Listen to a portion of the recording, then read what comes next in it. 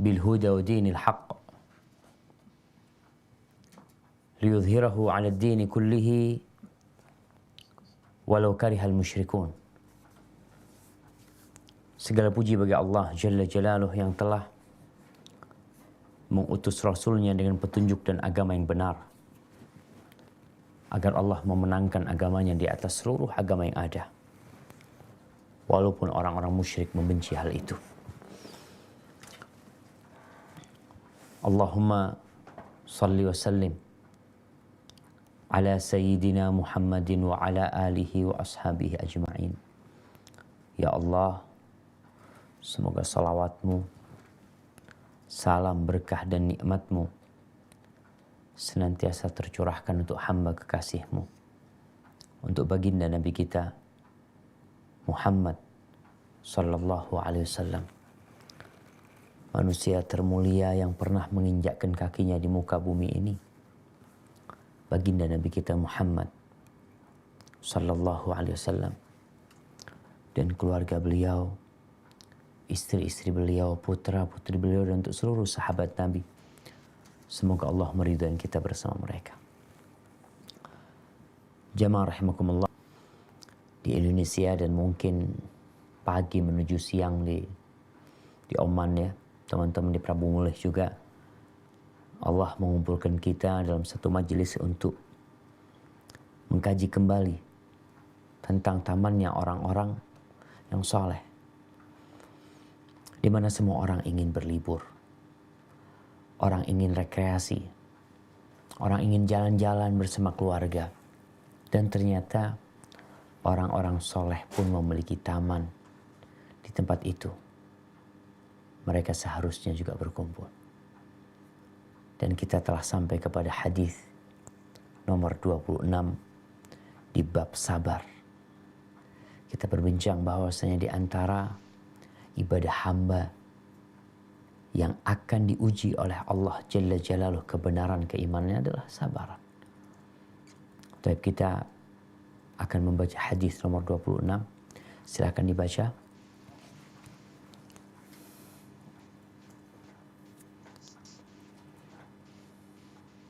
Sebentar, Ustaz. Assalamualaikum Ustaz. Waalaikumsalam warahmatullahi wabarakatuh. Hadis nomor 26. Wa an Abi Sa'di ibn Sinan al-Khudri radhiyallahu anhuma anna nasan min al-ansari sa'alu Rasulullah sallallahu alaihi wasallam fa'atahum thumma sa'aluhu fa'atahum hatta nafida ma indahu faqala lahum hina anfaqu kulla shay'in biyadihi ma yakun indi min khairin falan addakhirahu ankum wa man yastaghfif yu'ifahu Allah wa man yastaghni yughnihi Allah wa man yatasabbar yusabbirhu Allah wa ma utiya ahadun ata'an khairan wa awsa'a min as-sabr. Muttafaq alaih. Artinya, dari Abu Sa'ad bin Sinan al-Khudri radhiyallahu anhuma, bahwa suatu ketika beberapa orang dari kaum Ansar meminta sesuatu kepada Rasulullah. Lalu beliau sallallahu alaihi wasallam pun memberikannya kepada mereka. Kemudian mereka meminta lagi sesuatu yang lain. Lantas beliau kembali memberikannya kepada mereka. Hal itu terus berlangsung hingga habislah apa yang ada pada diri beliau. Beliau berkata kepada mereka, yakni ketika beliau telah memberikan semua yang ada di tangannya, apapun kebaikan yang ada padaku, ia tidak akan pernah aku sembunyikan dari kalian. Barang siapa yang menahan diri dari meminta-minta, maka Allah akan menganugerahi kehormatan kepadanya. Barang siapa yang merasa cukup, maka Allah akan mencukupinya. Dan barang siapa berusaha menyabarkan dirinya, maka Allah akan menjadikan dirinya sabar. Sungguh tidaklah seorang dianugerahi oleh Allah suatu anugerah yang lebih baik dan lebih luas daripada kesabaran. Muttafaq alaih. Barakallahu fiik. Subhanallah. Dalam hadis yang mulia ini, Al-Imam An-Nawawi menyebutkan hadis ini untuk memberikan pelajaran kepada kita. Bagaimana seharusnya seorang muslim bertindak, menyikapi kehidupan ini. Dunia berputar. Terkadang kita di atas, terkadang kita di bawah. Terkadang kita berada dalam kondisi yang sangat nyaman. Kita berada dalam kondisi yang begitu enaknya. Tapi di saat lain, mungkin kita berada di bawah. Kondisi tidak sesuai dengan yang kita inginkan. Angin bertiup tidak sesuai dengan keinginan nelayan. Sahabat Nabi yang bernama Abu Sa'id Al-Khudri radhiyallahu ta'ala anhu menceritakan kedatangan orang-orang Ansor untuk meminta kepada Nabi SAW. Lalu Nabi memberi kepada mereka. Kemudian mereka datang lagi meminta, namun beri sampai habis yang Nabi miliki SAW. Ketika habis, Nabi mengatakan kepada mereka bahwasanya apa saja kebaikan yang aku miliki, harta yang aku miliki. Beliau mengatakan ma yakun indi min khair. Khair itu kebaikan, harta pun disebut kebaikan. Wa innahu li hubbil khairi lasyadid. Sesungguhnya manusia itu kecintaannya kepada al-khair, yaitu kepada al-mal, kepada harta, benar-benar kecintaan yang berat sekali. Beliau mengatakan, aku tidak akan menyimpannya, aku tidak akan menyembunyikannya, tidak memberikannya kepada kalian. Setelah beliau memberikan arahan ini, baru beliau memberikan arahan yang lainnya. Ini suatu metode dalam memberikan wasiat, memberikan nasihat yang seharusnya seorang muslim lakukannya. Tunjukkan kepada orang yang sedang hendak kita kasih nasihat. Kalau kita sayang sama mereka, kalau kita cinta sama mereka, kalau kita menginginkan kebaikan buat mereka, setelah dia memahami apa yang ada pada diri kita, baru setelah itu kita mengarahkan. Nabi memberikan kepada para sahabat 3 arahan. Yang pertama masalah iffah. Yang kedua masalah ghina, masalah kecukupan. Yang ketiga masalah sabar.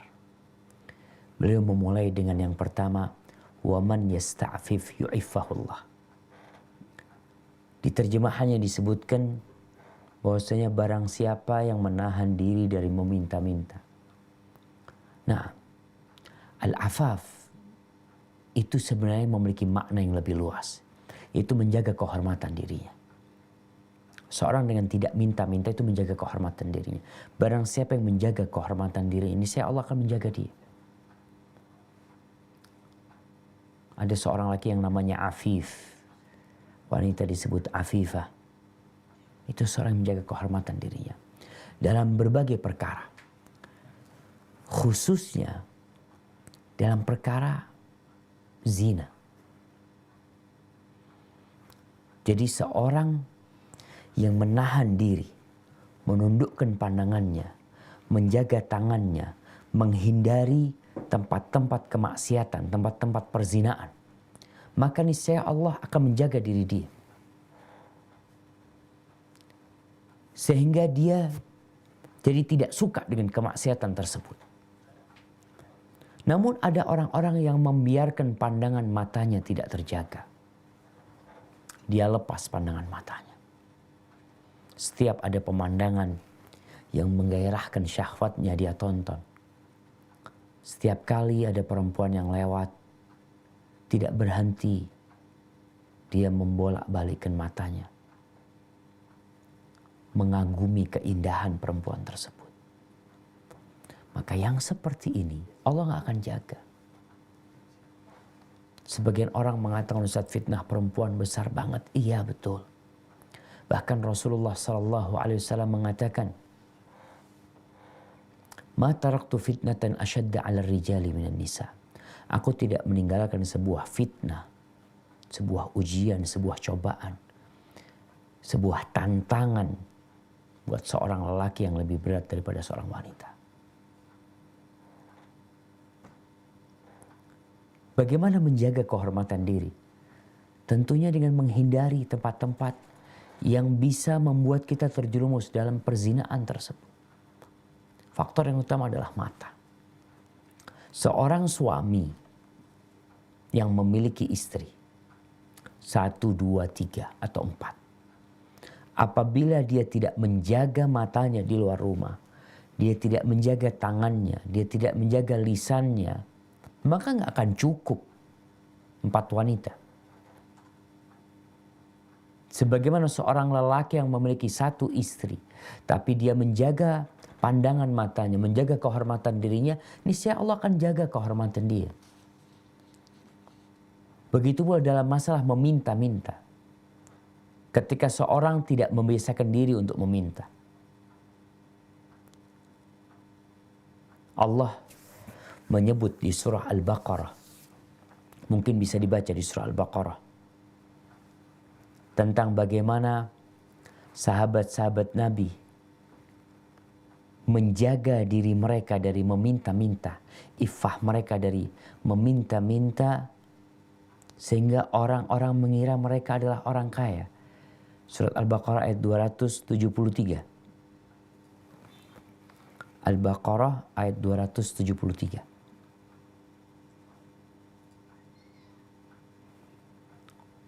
Udah dapat? Sebentar, Ustaz. Iya, sudah dapat. Nah,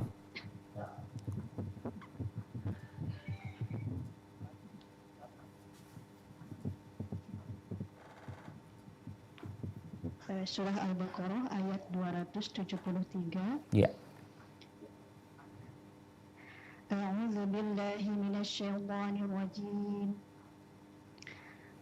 للفقراء الذين أحصروا في سبيل الله لا يستطيعون ضربا في الأرض يحسبهم الجاهل أغنياء من التعفف تعرفهم بسيماهم لا يسألون الناس إلحافا وما تنفقوا من خير فإن الله به عليم. Artinya, apa yang kamu infakkan adalah untuk orang-orang fakir yang terhalang usahanya karena jihad di jalan Allah, sehingga dia yang tidak dapat berusaha di bumi, orang lain yang tidak tahu, menyangka bahwa mereka adalah orang-orang kaya karena mereka menjaga diri dari meminta-minta. Engkau Muhammad mengenal mereka dari ciri-cirinya. Mereka tidak meminta secara paksa kepada orang lain. Apapun harta yang baik yang kamu infakkan, sungguh Allah Maha mengetahui. Masya Allah, kita lihat nih. Bagaimana ternyata ada sahabat-sahabat Nabi yang dikira orang kaya karena nggak minta-minta. Tatkala orang berbondong-bondong untuk meminta-minta, dia tidak meminta-minta. Kalaupun harus meminta dalam satu kondisi terpaksa, mereka tidak memaksa memintanya. Maka di sini orang yang menjaga kehormatan dirinya dari perzinaan, menjaga kehormatan dirinya dari meminta-minta, Allah akan cukupi dia. Allah akan jadikan dia terjaga kehormatan. Ini nasihat Nabi yang pertama kepada para sahabat. Yang kedua, Nabi mengatakan, "Waman yastaghni yughnihillah." Barang siapa, di terjemahan bahasa Indonesianya, mencukupkan dirinya. Iya. Dia udahlah yang ada cukuplah. Dia tidak memandang kepada yang ada di tangan manusia. Dia tidak membiarkan matanya melihat kepada kekayaan manusia. Fulan punya ini, fulan punya ini, rumahnya fulan, perusahaannya fulan. Maka orang yang seperti ini Allah akan jadikan buat dia kekayaan di hatinya. Kita ini kadangkala miskin terus. Miskin terus. Kenapa? Ya karena kita tidak mencukupkan diri. Bahkan seorang syekh cerita, antum kadangkala datang ya, meminta sesuatu kepada orang yang kaya. Umpamanya bantuan lah untuk fakir miskin. Ceritanya segala kesulitan. Anak punya masalah ini, anak punya masalah ini, punya itu. Seakan-akan dia orang miskin. Padahal tidak tampak dia orang miskin. Kalau dari beda dengan yang tadi yang Allah sebutkan yahsabuhumul jahilu aghnia, orang-orang miskin mengira mereka orang kaya karena nggak minta-minta, karena menjaga kehormatan dirinya. Tapi ternyata ada orang-orang yang dikira orang kaya, ternyata dia orang miskin. Karena miskin hatinya. Rasulullah SAW mengingatkan bahwasanya al-ghina ghinal qalb, kekayaan itu kekayaan hati. Maka barang siapa yang mencukupkan dirinya dengan apa yang di sisi Allah, dia tidak melihat kepada apa yang di sisi manusia, maka Allah akan cukupi dia sehingga dia tidak butuh kepada manusia, tidak minta-minta kepada manusia, dan Allah akan jadikan dia orang yang terhormat dirinya, jauh dari meminta-minta. Maka kadang-kala kita melihat orang-orang yang pura-pura minta-minta, kita pikir mereka orang miskin. Ternyata sebagian di antara mereka orang kaya. Tapi kaya harta miskin hati. Baik, yang ketiga yang berkaitan dengan bab kita adalah tentang sabar. Rasulullah SAW mengatakan, man yatasabbar yusabbirhullah. Barang siapa yang berusaha untuk bersabar, Allah akan bikin dia jadi penyabar. Allah akan karunia dia sifat sabar. Artinya kesabaran ini bisa diraih dengan usaha. Ada orang yang memang penyabar, jamaah. Lahir penyabar. Allah kasih karunia dia. Tapi ada orang yang Masya Allah. Dia punya jiwa pemberontak. Nggak sabaran. Temperamental. Tapi karena dia berusaha untuk menahan diri, ya sudahlah, tidak minta-minta sama orang juga ya. Dia mungkin susah, nggak bisa makan hari ini. Dia tidak cerita sama siapa-siapa. Dia berusaha untuk menahan diri. Sudahlah, yang ada dimakan. Kadang-kala hari itu yang ada cuma nasi sama garam. Itu yang dia makan. Kadang-kala hari itu yang ada cuma air. Dia berpuasa pada hari itu. Bagaimana akhir cerita orang ini? Yusabbirullah. Dia jadi orang penyabar. Ada makan, gak ada makan, dia sabar. Kemudian setelah itu, Nabi SAW menceritakan keutamaan sabar. Beliau berbicara tentang iffah, kehormatan diri, tentang ghina, kekayaan jiwa. Kemudian beliau berbicara tentang sabar. Wa ma u'tiya ahadun ata'an khairan wa usa' minas sabr.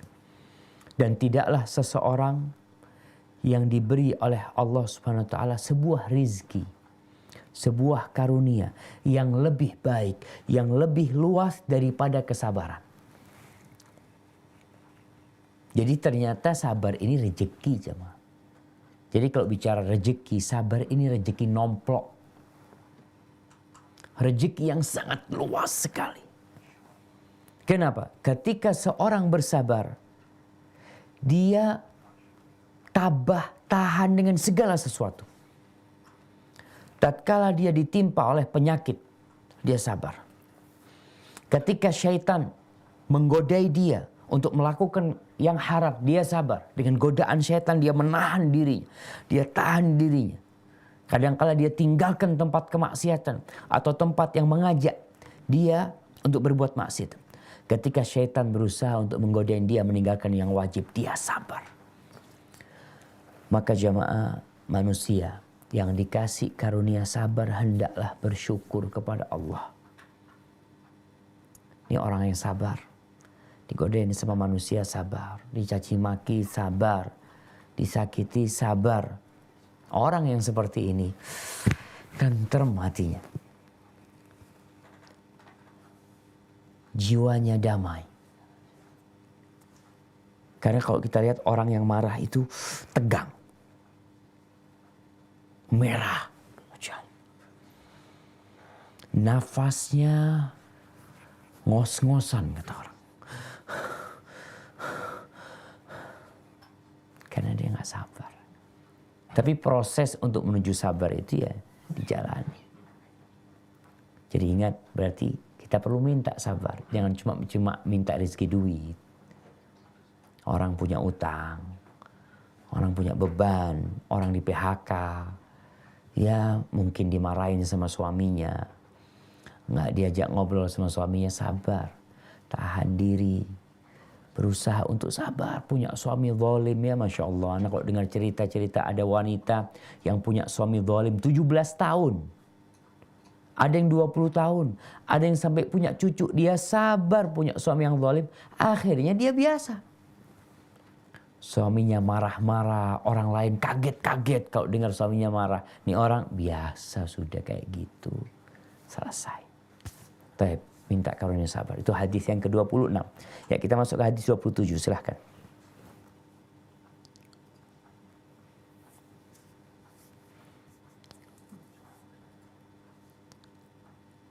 Nah. Hadis nomor 27. Wa an Abi Yahya Suhaib ibni Sinan radhiyallahu anhu qala qala Rasulullah sallallahu alaihi wasallam ajaban li amril mu'min inna amrahu kullahu lahu khair wa laysa dzalika li ahadin illa lil mu'min in asabathu sarra'u syakara fakana khairan lahu wa in asabathu dharra'u sabara fakana khairan lahu. Rawahu Muslim. Artinya, dari Abu Yahya Suhaib bin Sinan radhiyallahu anhu, ia bercerita Rasulullah Shallallahu Alaihi Wasallam pernah bersabda, menakjubkan sekali kondisi seorang mukmin itu. Sesungguhnya semua kondisinya adalah baik, dan ini tidak akan dialami oleh seorang pun kecuali orang mukmin. Jika mendapat kesenangan, dia bersyukur, maka yang demikian itu merupakan kebaikan baginya. Sedangkan jika ditimpa kesusahan, dia bersabar, maka yang demikian itu merupakan kebaikan baginya. Hadis riwayat Muslim. Masya Allah nih. Kita ini kalau sering-sering baca hadis ya, ilmu kita bertambah, hati kita jadi lunak, iman kita ya semakin berkualitas ya. Bukan lagi seperti sabarnya ya. Ana pernah dengar seorang Syekh Abdul Razak kalau nggak salah ketika berbincang tentang sabar. Ada orang yang sabarnya seperti sabarnya binatang. Sabarnya itu nanti. Setelah lama baru dia sabar. Padahal kesabaran yang sebenarnya nanti akan dibahas as-sabru 'inda sadmatil ula. Ketika pukulan pertama itu yang disebut kesabaran, ketika kita tahan tuh.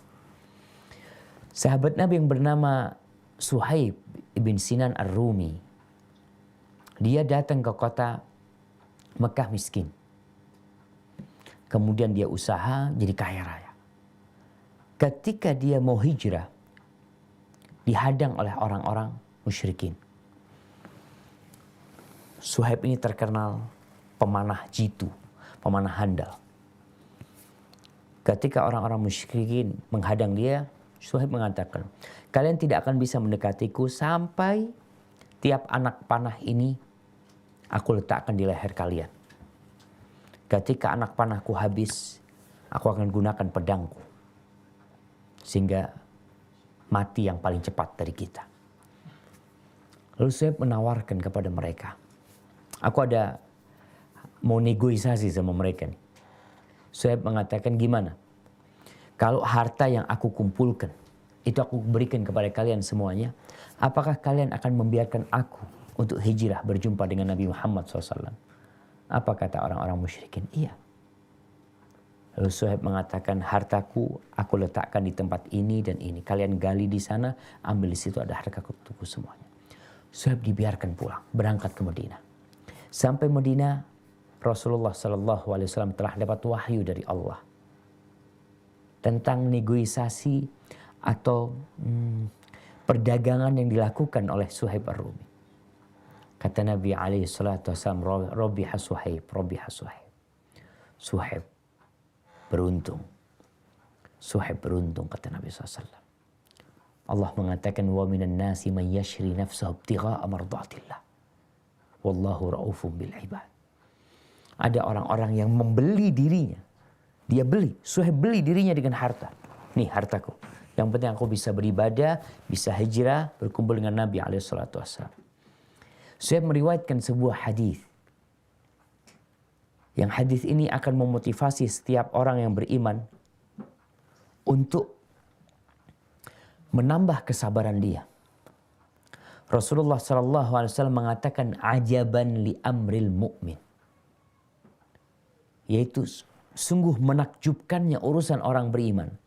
Ketika di hati seorang hamba ada iman, akan berubah dia. Dia tidak akan menjadi manusia biasa. Dia akan menjadi manusia super. Dalam semua kondisi. Inna amrahu kullahu lahu khair. Semua urusan orang beriman ini baik. Kalau dapat nikmat, dia bersyukur. Dan itu kebaikan buat dia. Syukurnya jadi. Karena berbeda dengan orang-orang kafir, jemaah. Orang-orang kafir itu ketika dapat nikmat yang Allah berikan kepada dia akan jadi azab buat dia. Akan jadi azab. Kenapa? Allah telah memberikan segala nikmat kepada dia. Kemudian dia tidak beribadah. Dia tidak beriman kepada Allah Jalla Jalaluh. Maka kelak mereka akan mempertanggungjawabkan dan akan diazab dengan segala nikmat yang Allah berikan kepada dia. Coba dibaca. Di surat Al-A'raf. Surat Al-A'raf ayat 32. Tentang urusan nikmat. Kenapa buat orang beriman sungguh menakjubkan? Kalau dia dikasih nikmat, dia bersyukur dan itu baik buat dia. Baik buat dia di dunia dan di akhirat. Ketika dia menggunakan nikmat tersebut untuk ketaatan. Nah, silahkan dibaca. Al-A'raf ayat 32. Surat Al-A'raf ayat 32. Nah.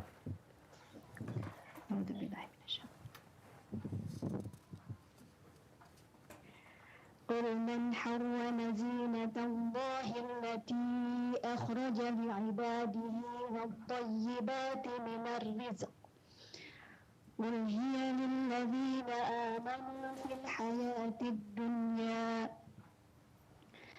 الحياة الدنيا خالصة يوم القيامة كذلك نفصل الآيات لقوم يعلمون.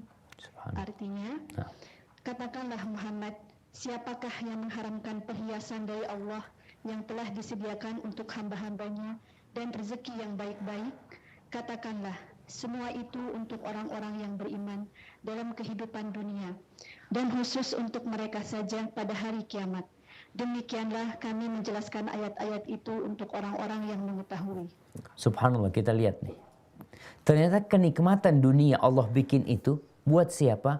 Buat orang-orang yang beriman. Maka mereka dikasih kenikmatan di dunia. Mereka bersyukur kepada Allah. Mereka dimasukkan ke surga oleh Allah. Sehingga doa orang yang beriman, Rabbana atina fid dunya hasanah. Wa fil akhirati hasanah. Nanti pada hari kiamat, itu lebih khusus lagi buat mereka. Nggak ada orang-orang kafir mendapatkan nikmat sedikit pun. Sedangkan di dunia mereka masih mendapatkan nikmat. Tapi nikmat itu akan jadi azab buat dia. Jadi orang yang beriman kalau dapat nikmat, bersyukur kepada Allah itu baik buat dia. Wa in asabathu dharra, kalau ternyata dia ditimpa oleh sesuatu yang menyusahkan dia, oleh petaka, oleh bala, maka itu baik pula buat orang yang beriman. Ketika dia mendapatkan kesulitan, kesusahan. Baiknya kenapa dia bersabar? Sabar ini yang membuat itu jadi baik. Sedangkan orang kafir, apabila dia terkena musibah, bunuh diri, mengeluh, mencaci maki, mencari kambing hitam, nyalahkan sana, nyalahkan sini. Maka tolong nih, apabila kita beriman, tatkala kena musibah, nggak perlu cari kambing hitam, nggak perlu teriak-teriak, nggak perlu lempar apa, nyobek apa.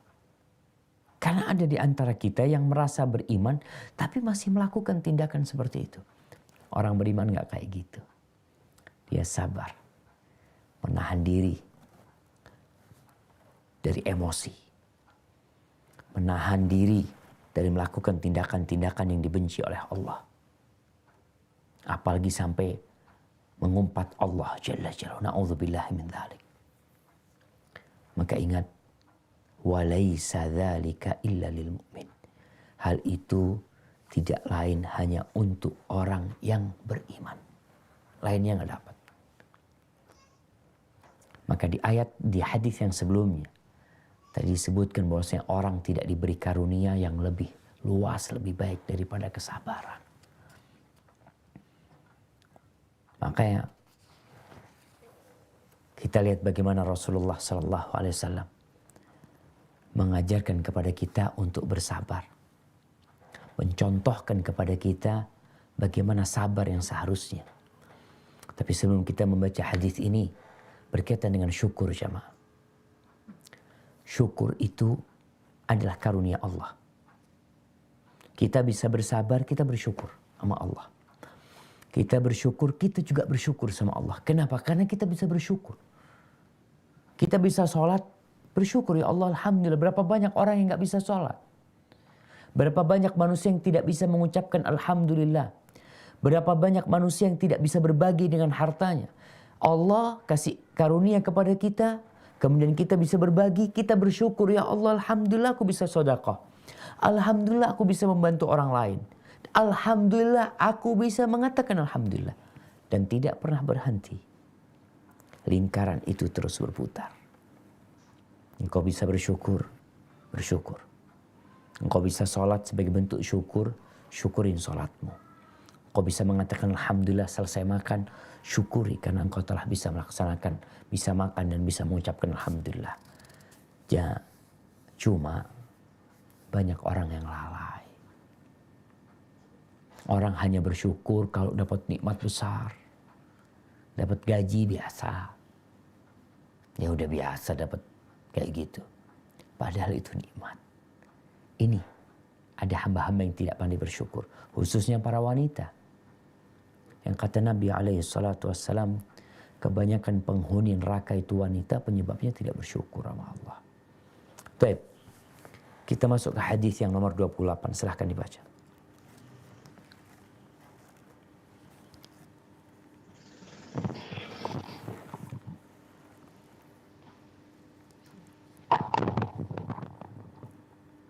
Bismillah. Wa an Anasin radhiyallahu anhu qala lamma thaqulan nabiyyu sallallahu alaihi wasallam ja'ala yatakhassahu karbu faqalat Fatimatu radhiyallahu anha wa karba abatahu faqala laisa ala abika karbun ba'dal yaumi falamma mata qalat ya abatahu ajaba rabban da'ahu ya abatahu jannatu firdausi ma'wahu ya abatahu ila jibrila nan'ahu falamma dufina qalat Fatimatu radhiyallahu anha atabat anfusukum antahsu ala rasulillahi sallallahu alaihi wasallam aturoba. Artinya dari Anas radhiyallahu anhu, ia bercerita, ketika sakit Nabi Shallallahu Alaihi Wasallam bertambah berat, semakin parah, beliau terlihat menderita sekali karena sakaratul maut. Melihat kondisi demikian, Fatimah radhiyallahu anha berkata lirih, alangkah menderitanya ayahanda. Maka beliau menanggapi, tidak ada penderitaan lagi atas ayahmu setelah hari ini. Sesudah beliau wafat, Fatimah berkata, wahai ayahanda yang telah menjawab panggilan Robnya, wahai ayahanda yang surga Firdaus menjadi tempat tinggalnya, wahai ayahanda yang kepada Jibril kami memberitahukan wafatnya. Dan sesudah beliau dikubur, Fatimah radhiyallahu anha bertanya, relakah jiwa kalian untuk menaburkan tanah ke atas tubuh Rasulullah Shallallahu Alaihi Wasallam? Allahumma salli wa sallim ala Sayyidina Muhammad. Jemaah, kalau bicara musibah, kalau bicara derita yang kita rasakan, masalah, kesulitan yang kita hadapi, tidak ada musibah yang lebih besar buat umat Islam daripada ditinggal mati oleh Rasulullah SAW. Anas bin Malik radhiyallahu anhu menceritakan bagaimana ketika Nabi SAW semakin parah sakitnya, derita itu meliputi Nabi SAW. Faqalat Fatimah, Fatimah lagi ada di situ, lagi mendampingi ayahandanya. Dia nggak tahan melihat begitu beratnya derita Nabi SAW. Kita tahu bahwa Rasulullah SAW diuji oleh Allah dengan penyakit untuk diangkat derajatnya. Allah Jalla Jalaluh telah memberikan tempat khusus untuk orang-orang yang sabar. Dan ujian kesabaran ini tidak akan diketahui kecuali dengan musibah yang menimpa seseorang. Allah Jalla Jalaluh berfirman, beliau mengatakan tentang Nabi SAW, ya, innaka mayyitun wa innahum mayyitun. Engkau bakal mati, Nabi SAW. Dan semua orang bakal mati. Tapi beliau ternyata tidak mati dengan mudah. Terkadang orang berpikir, kalau ada orang yang mati sakit-sakitan, oh dia disiksa. Enggak. Bukan dia disiksa. Bisa jadi itu azab. Tapi bisa jadi itu adalah anugerah yang Allah berikan kepada dia. Di surat Muhammad ayat 31 Allah mengatakan wala nabluwannakum hatta na'lamal mujahidina minkum wassabirin. Ini ayat yang sudah pernah kita baca. Allah mengatakan kami benar-benar akan menguji kalian sehingga kami mengetahui siapa orang-orang yang berjihad di antara kalian wassabirin, dan siapa yang sabar. Rasulullah SAW sakitnya itu double. Bukan sakit biasa. Kenapa? Karena beliau akan mendapatkan pahala yang berbeda. Fatimah ketika melihat itu, maka dia berkata dengan lirih, mengatakan, dia mengatakan, wa karba abata. Dia mengatakan, ya Allah, betapa beratnya derita ayahanda. Tapi Nabi SAW menghibur Fatimah. Nggak ada lagi, bentar lagi nggak ada lagi nih. Ini ujiannya hampir selesai nih. Ini harus dilewatin memang. Ini harus dilewati. Untuk mendapatkan maqaman mahmudah.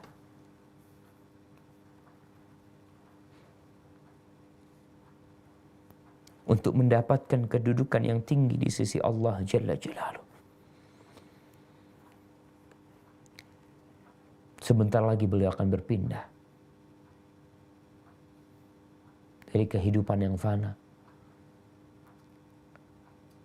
yang Kadangkala setiap hari kita berebut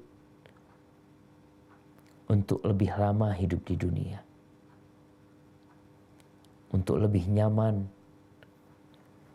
hidup di negeri ini. Adapun Nabi SAW, ketika derita itu bertambah berat, sakitnya bertambah berat, beliau mengatakan, Allahumma fir rafiqil a'la. Allahumma fir rafiqil a'la.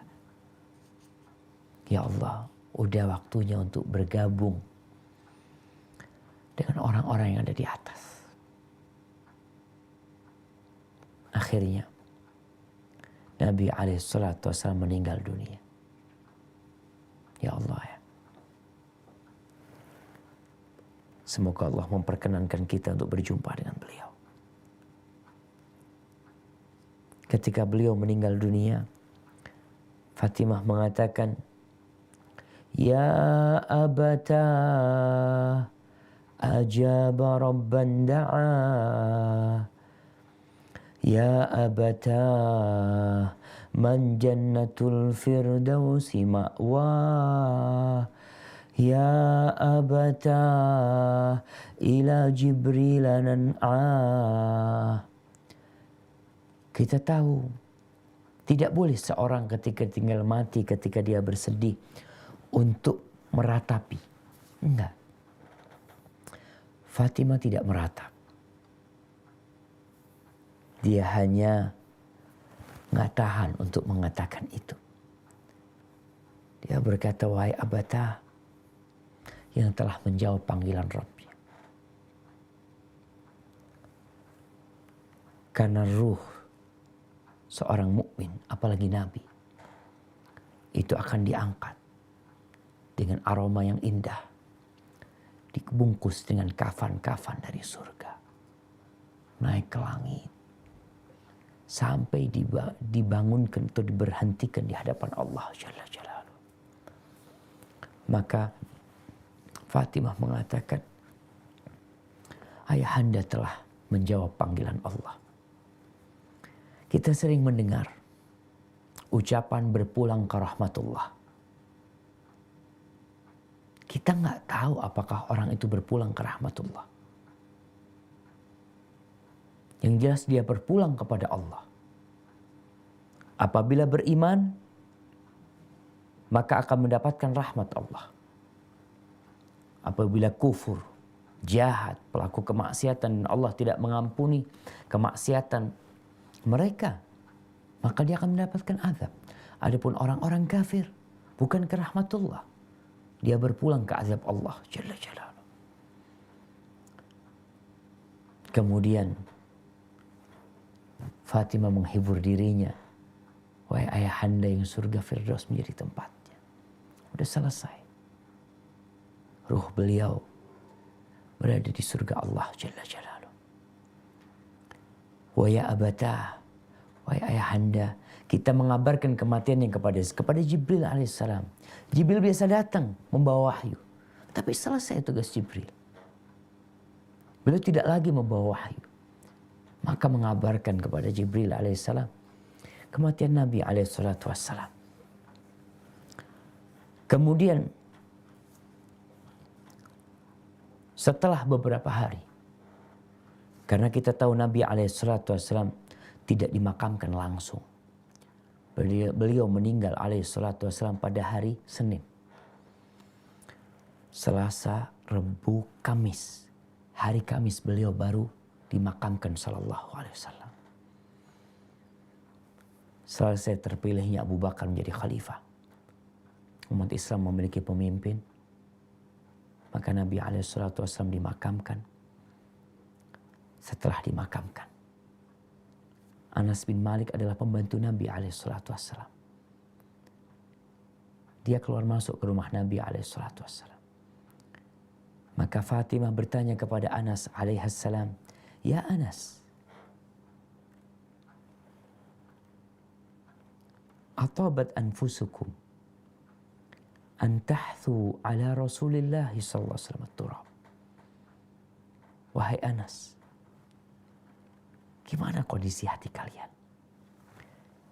relakah kalian ketika kalian menaburkan tanah, ketika diambil itu tanah, kemudian ditutup kuburan Nabi SAW. Hati kalian gimana? Tentu hati mereka berat. Makanya Anas bin Malik radhiyallahu ta'ala an, kota Madinah ketika datang Rasulullah sallallahu alaihi wasallam, kota Madinah itu jadi terang benderang dengan keberadaan beliau di kota Madinah. Tapi pada hari wafatnya Nabi alaihi salatu wasallam, gelap gulita. Sampai seakan-akan mereka tidak bisa melihat tangan mereka sendiri. Dari sedihnya mereka. Dan para sahabat selesai menguburkan Nabi SAW, mereka hatinya kebingungan, jamaah. Ditinggal mati orang yang mereka cintai. Tapi kewajiban mereka harus dilaksanakan.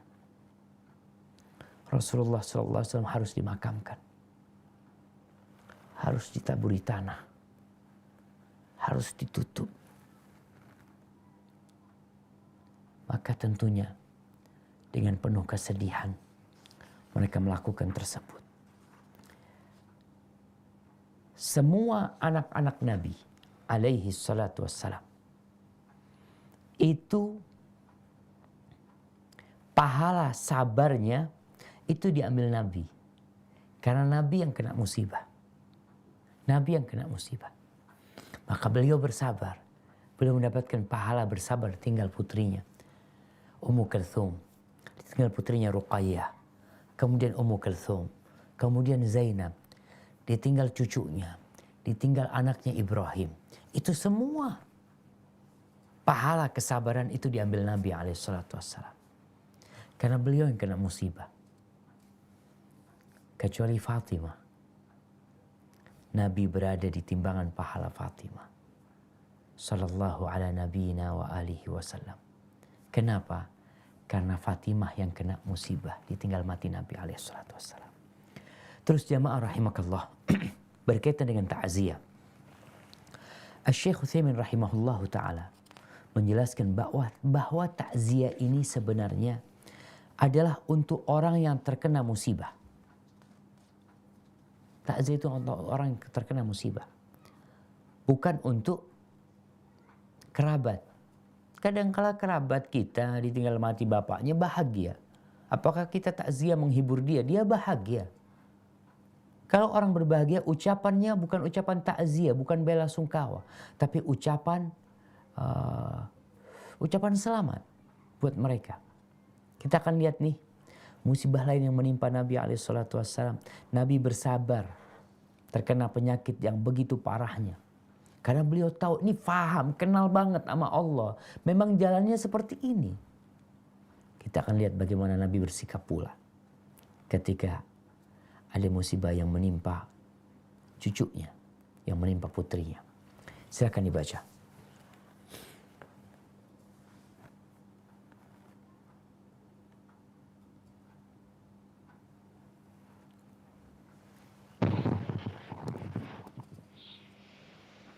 Hadis nomor 29. Wa an Abi Zaidin Usamah ibni Zaid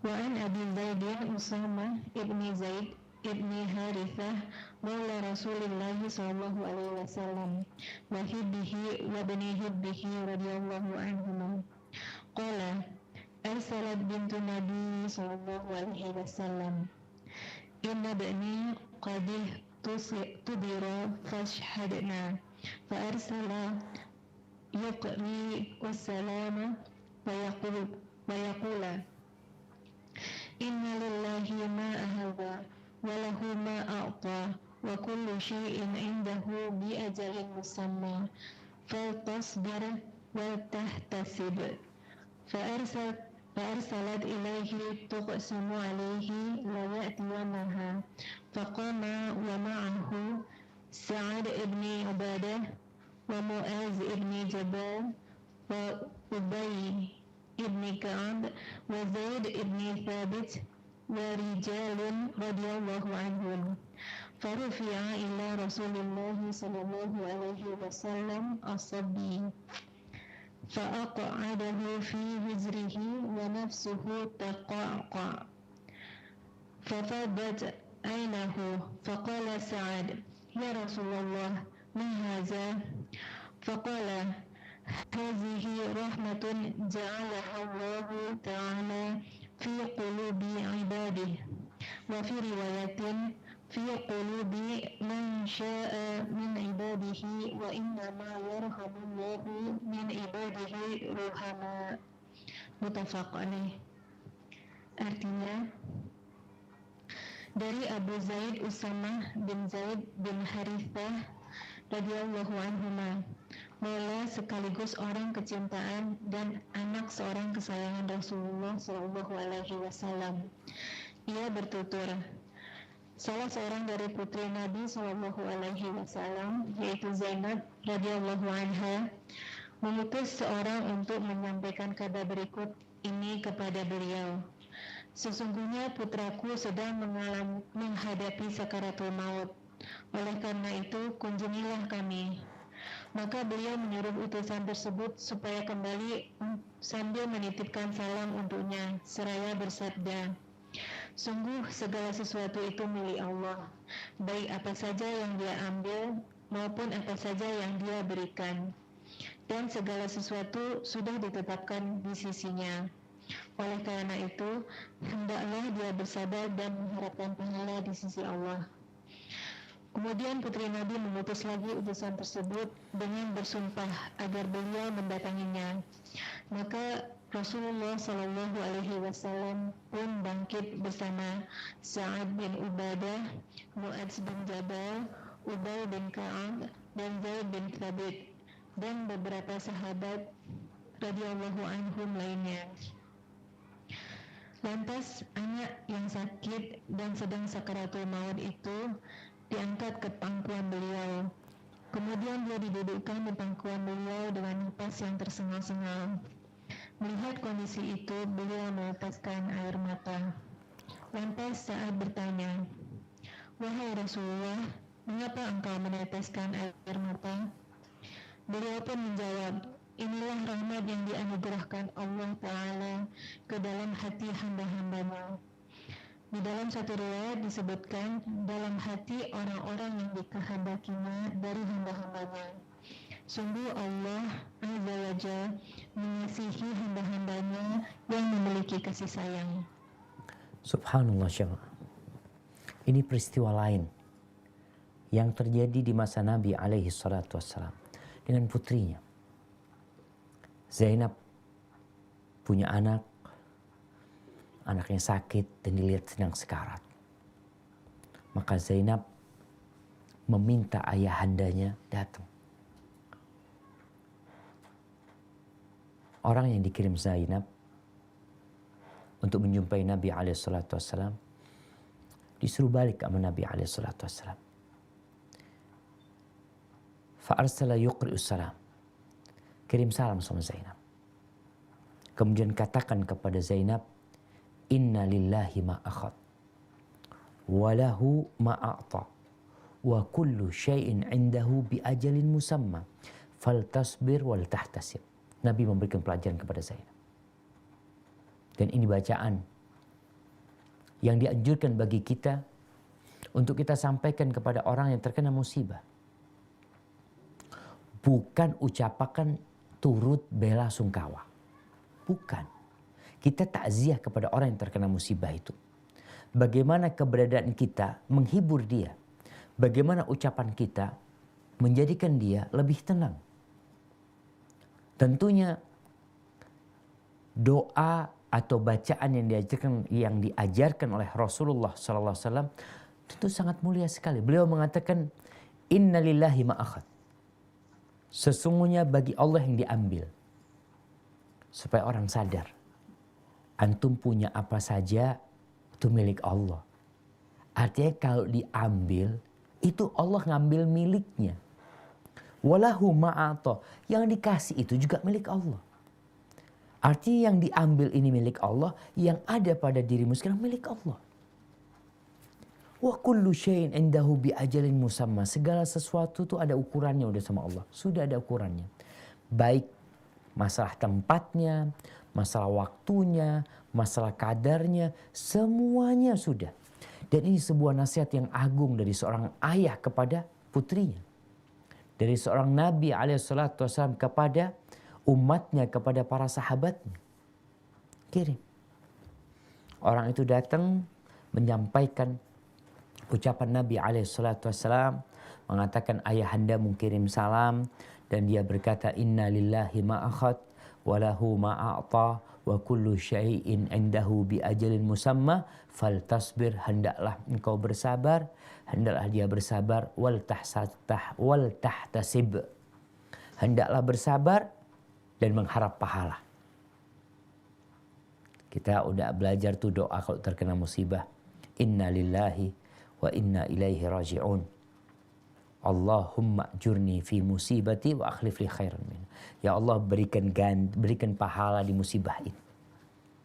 Artinya seorang ketika terkena musibah sabar dan berharap pahala. Itu yang harus dilakukan. Ternyata Zainab tidak puas karena dia menginginkan kedatangan ayahandanya. Dia kirim lagi orang. Yang orang itu mendapatkan pesan yang lebih tegas lagi. Zainab bersumpah agar Nabi datang. Jadi di antara bentuk permintaan yang seharusnya seorang muslim mengagungkan permintaan tersebut apabila dia meminta dengan nama Allah. Demi Allah aku minta. Dengan nama Allah yang Maha Agung. Dan demi Rabbul Alamin aku minta. Zainab sumpah minta Nabi datang. Maka kemudian Nabi bangkit. Tidak sendirian. Sahabat-sahabat ikut. Ada Sa'ad bin Ubadah. Salah satu pemimpin orang-orang Ansor ya.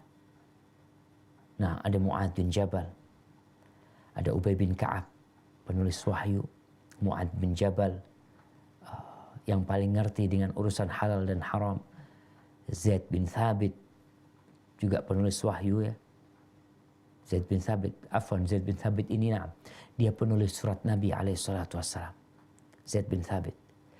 Dan beberapa sahabat lainnya berangkat nih menuju ke rumahnya Zainab bintu Muhammadin radhiyallahu taala anha wa sallallahu ala nabiyina wasallam. Bayi itu yang tadi dikatakan sekarat digendong sama Nabi SAW. Kemudian diletakkan di pangkuan beliau. Dalam kondisi bayi ini memang sedang sekarat. Jadi tergoncang dadanya itu, nafasnya itu udah nggak karu-karuan. Takut kalau diterjemahkan bahasa Indonesia tersenggal-senggal. Kayak orang yang ngos-ngosan seperti itu. Ketika Nabi melihat begitu pemandangan yang menoreh duka di dalam hati. Akhirnya air mata Nabi itu menetes. Dan wallahu a'lam jamaah. Anda pernah sampaikan, entah waktu kajian Riyadhus Shalihin atau tempat lainnya pernah membaca bahwasanya ternyata katanya ini air mata yang keluar itu sebenarnya ada saraf yang bersambung ke jantung. Semuanya memang dari jantung ya. Ketika air mata itu turun, itu membuat hati semakin lapang. Ada yang dikeluarkan. Rasulullah SAW meneteskan air mata. Saat bingung. Dia berkata, mungkin dia fahami bahwa saya nggak boleh menangisi orang yang meninggal. Yang tidak boleh meratapi. Adapun menangisi, nggak ada masalah. Maka saat mengatakan, ya Rasulullah, mahadha? Ya Rasul, engkau menangis. Apa ini nih? Beliau tanya, apa ini? Kok bisa nangis Nabi SAW? Dia takut itu sesuatu yang tidak boleh.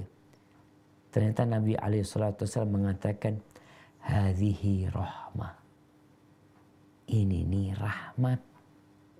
Ini kasih sayang Allah nih. Jadi seorang bisa menangis, bisa meneteskan air mata. Ini pertanda hatinya lembut. Dan termasuk juga ikut dalam duka orang yang sedang berduka.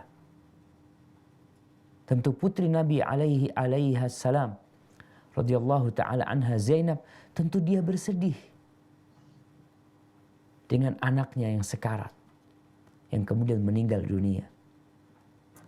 Faqala hadhi rahmah ja'alaha Allah ta'ala fi qulubi ibadi. Yang Allah letakkan di jantung hamba-hambanya. Kasih sayang ini. Dari kasih sayang itu keluar kemudian menjadi butiran-butiran kristal. Butiran-butiran mutiara yang berjalan melewati pipi. Kemudian jatuh ke bumi. Itu tuh rahmat. Dan di riwayat lain dikatakan yang Allah jadikan di hati orang-orang pilihan Allah. Orang-orang yang Allah kehendaki. Ada orang yang gak bisa nangis ya. Jadi kalau ada orang melihat orang sakit, ditinggal mati, menangis itu biasa. Yang tidak boleh meratapi. Kalau orang mengatakan, ya Allah kita ditinggal nih sama abah kita nih. Abah yang selalu mengayomi kita ya. Abah yang selalu berbuat baik sama kita. Ya Allah mudah-mudahan diampuni dosanya. Sambil meneteskan air mata, gak ada masalah. Kemudian Nabi mengatakan sallallahu alaihi wasallam, wa innama yarhamullah min ibadihi ar-ruhama. Allah Jalla Jalaluh merahmati dari hamba-hambanya yang pengasih. Yang gak pengasih gak dirahmatin sama Allah Jalla Jalaluh. Hadis ini diriwayatkan Imam Bukhari dan Muslim muttafaq alaih. Berkaitan dengan takziah, Nabi mengajarkan sebuah doa. Sebenarnya tidak harus dengan doa ini. Artinya ucapan-ucapan takziah yang mengandung hiburan buat orang yang meninggal dunia. Mengandung anjuran buat orang itu untuk bersabar, untuk tabah menerima boleh. Tapi ucapan ini yang lebih utama untuk kita baca. Inna lillahi ma'akhad, wa lahu ma'a'ta, wa kullu syai'in indahu bi ajalin musamma. Ini ucapannya. Lalu kita katakan sabar ya. Sabar. Gak harus pakai bahasa Arab, gak harus. Kadang kalau kita datang ke orang yang meninggal, kita bacakan Inna lillahi ma'akhad wa lahu ma'a'ta wa kullu syai'in indahu bi ajalin musamma. Orang itu gak ngerti. Akhirnya tujuan takziah kita gak nyampe. Karena orang itu gak paham. Kalau kita datang kemudian membaca bahasa Arabnya, lalu menerjemahkan, mengatakan sesungguhnya milik Allah yang dia ambil, milik dia yang dia berikan. Kita ini semua titipan Allah. Dan segala sesuatu itu sudah ada ketentuannya. Kita sedang ngantri untuk mati juga. Kita ini semua sedang menanti. Sehingga antum sabar, yang tabah, berharap pahala dari Allah Jalla Jalla. Kemudian berkaitan dengan masalah takziah. Ya, takziah itu bukan ucapan selamat ya. Syekh Utsaimin menjelaskan bahwasanya takziah itu bukan ucapan selamat. Takziah itu ucapan hiburan buat orang yang sedang susah. Jadi bukan dibikin acara tertentu ya. Kemudian pakai kursi, pakai lampu-lampu seakan ada pernikahan ya. Enggak, datang takziah, ucapkan doa itu, pulang. Kita bikinkan makanan buat orang yang meninggal dunia supaya dia tidak sibuk dengan memasak ya. Karena ditinggal mati oleh keluarganya, maka itu yang perlu kita berikan. Dan kita perlu belajar bagaimana Rasulullah SAW menghibur orang-orang yang terkena musibah. Apa saja. Orang kehilangan kambingnya, kita datang. Karena kita tahu ujian Allah itu bukan hanya kehilangan jiwa. Kehilangan harta pun ujian dari Allah Jalla Jalla. Baik. Kita masuk ke hadis nomor 30. Silahkan dibaca karena hadis ini panjang sekali. Dibaca artinya. Kita baca artinya. Kemudian di situ kita akan pelan-pelan kita akan sampaikan beberapa faedah yang bisa diambil dari situ. Silahkan.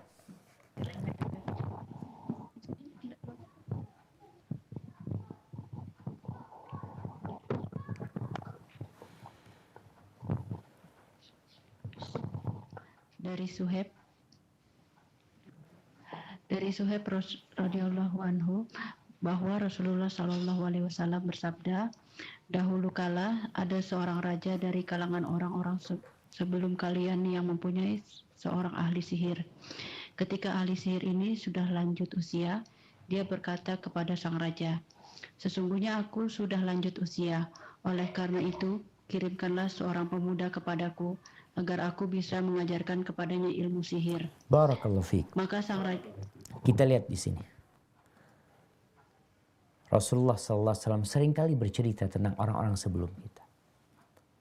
Karena dalam kisah itu ada pelajaran. Isi Al-Quran sepertiganya kisah. Kisah paling banyak yang sering diulang dalam Al-Quran kisah siapa? Jemaah. Kisah dalam Al-Quran yang paling banyak yang sering Allah ceritakan cerita siapa? Nabi Musa. Nabi Musa alaihissalam. Iya. Nabi Musa alaihissalam. Karena memang perjalanan dakwah Nabi Musa alaihissalam sangat panjang sekali. Bahkan Allah menceritakan dari lahirnya. Nabi-nabi yang lain kita tidak mendapatkan cerita kelahiran mereka. Nabi Ibrahim, Nabi Yusuf pun yang ceritanya cukup panjang ya. Nabi Yunus, Nabi Ayub, nggak ada cerita tentang kelahiran mereka. Nabi Isa diceritakan lahirnya, nah. Tapi Nabi Musa alaihissalam diceritakan sejak lahirnya dia. Bagaimana kondisi negeri itu di masa kelahiran beliau. Kemudian setelah itu perjalanan dilempar ke sungai. Dibesarkan di keluarga Fir'aun. Kemudian tumbuh besar di sana. Kemudian bagaimana akhirnya ada masalah dengan orang-orang Egypt. Lalu beliau hijrah. Meninggalkan Mesir. Kemudian balik lagi ke Mesir. Cerita itu enak didengar. Dan terkadang kita terpengaruh dengan cerita tersebut.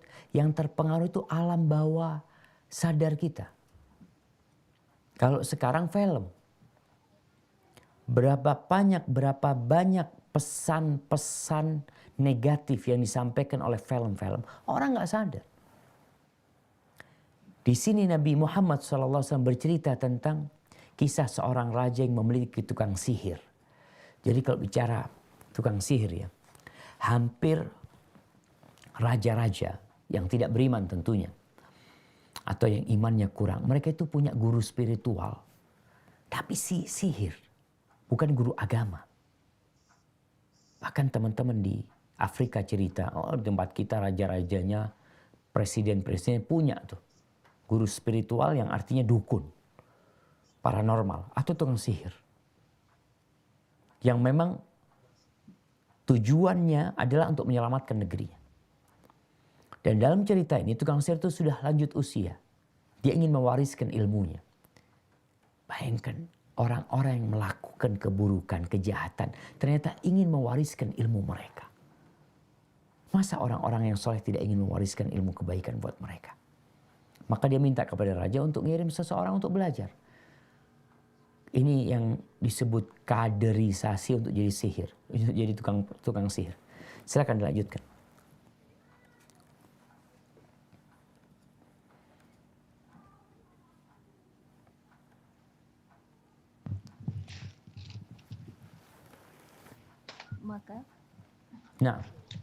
Maka sang raja mengirimkan kepadanya seorang pemuda yang akan diajarinya ilmu sihir.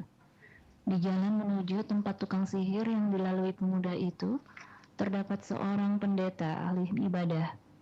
Lantas pemuda itu duduk di dekatnya dan mendengarkan perkataannya. Perkataan yang membuatnya kagum atau terheran-heran. Setiap mendatangi ahli sihir, dia selalu melewati si pendeta serta singgah di tempatnya. Suatu saat, ketika pemuda itu mendatangi ahli sihir yang memang telah mengetahui kebiasaannya tersebut, gurunya itu pun memukulnya. Kemudian hal itu diberitahukan kepada si pendeta, dan dia pun berkomentar, "Jika kamu takut kepada ahli sihir itu, katakanlah, keluargaku telah menahanku.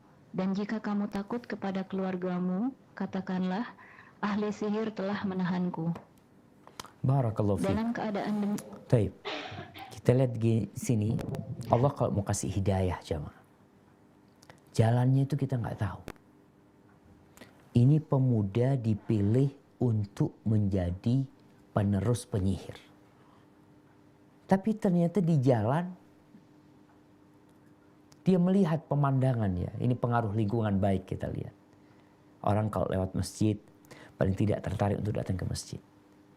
Jadi benar-benar kerjanya memang belajar ke tukang sihir. Tapi dia melihat ada pendeta yang ahli ibadah. Dia kepingin tahu ya. Makanya anak-anak muda nih kenapa ditakutin? Karena mereka kadangkala emosional. Mereka lebih logik berpikir ya. Tidak terlalu fanatisme. Beda dengan orang-orang tua yang biasanya sudah fanatik. Pengikut para nabi kebanyakan anak muda. Ini anak muda mendengarkan ucapan pendeta tersebut. Dia tertarik. Beda dengan ucapan penyihir. Beda dengan ajaran penyihir. Lalu akhirnya mau tidak mau. Dia terlambat datang ke tukang sihir.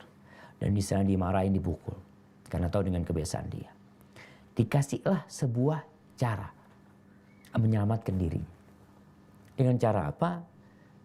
Dia sebenarnya berdusta, tapi yang mengandung makna tauriah, mengandung makna dia apa istilahnya? Semacam kiasan, mengatakan aku ditahan sama keluargaku, atau yang ditahan sama keluarganya, sehingga tidak bisa berangkat cepat ya. Dan pendeta itu ketika menjadi seorang muslim maka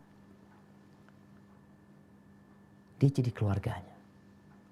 Dan ketika datang ke tukang sihir memang yang membuat dia tidak pulang cepat karena memang waktunya panjang di tempat sihir itu. Atau karena mengambil waktu yang di pendeta tadi yang seharusnya umpamanya jam 5 sampai rumah.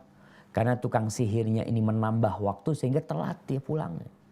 Maka ketika dia mengatakan tukang sihir yang menahanku, betul. Dia tidak dusta. Ini untuk menyelamatkan diri. Subhanallah. Setelah itu apa yang terjadi? Tafadhol dilanjutkan.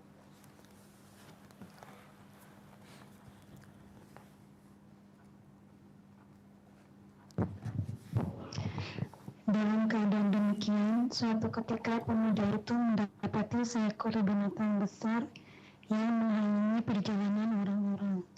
Dia bergumam, "Sekarang aku mengetahui apa ahli sihir yang lebih utama ataukah pendeta?" Lantas dia mengambil sebuah batu seraya berseru, "Ya Allah, apabila ajaran pendeta itu lebih engkau sukai daripada ajaran ahli sihir, maka bunuhlah binatang ini, sehingga orang-orang dapat melanjutkan perjalanan mereka."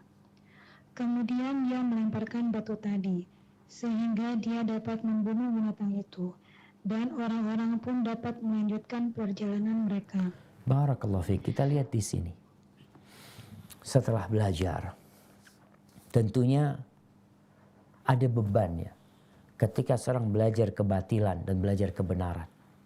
Tapi kondisi anak muda ini, memang dia tidak punya basic.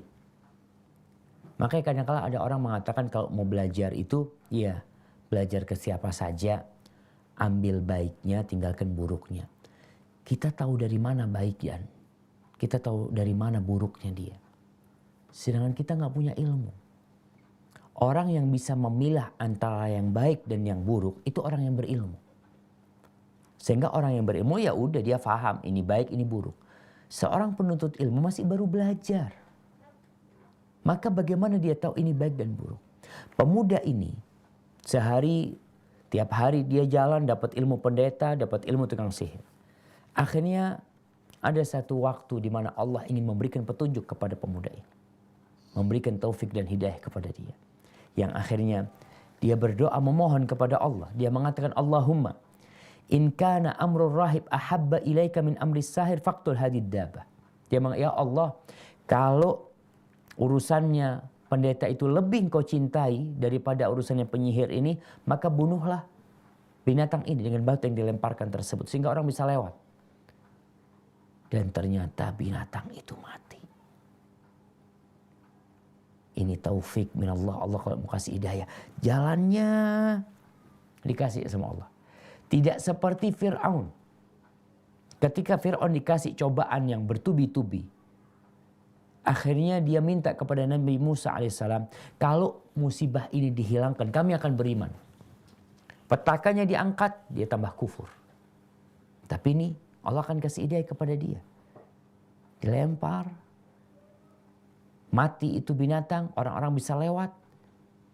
Di sini akhirnya dia menjadi lebih yakin bahwasanya yang benar adalah agama yang diajarkan oleh pendeta tersebut. Ya, dilanjutkan.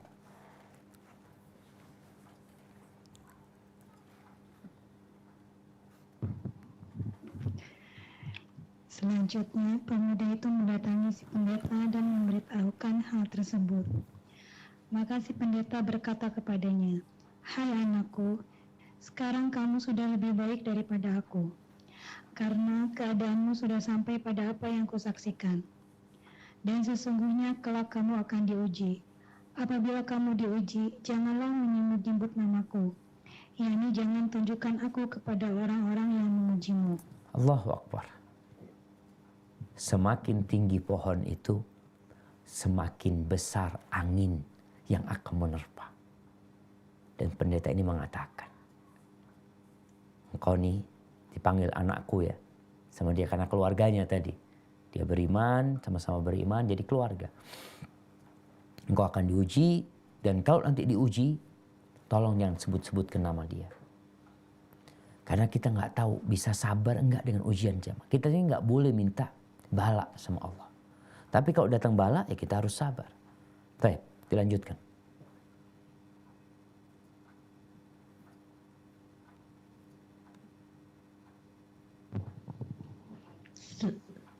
Setelah itu, ternyata pemuda itu dapat menyembuhkan kebutaan dan penyakit kusta.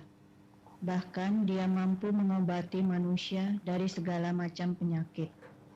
Tak kala orang kepercayaan raja yang bermata buta mendengar berita tersebut, dia segera mendatangi pemuda itu dengan membawa hadiah yang sangat banyak.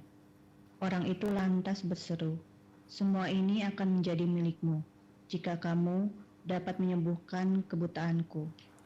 Pemuda itu menegaskan, "Sungguh, aku tidak dapat menyembuhkan seseorang. Sebenarnya yang menyembuhkan adalah Allah Ta'ala.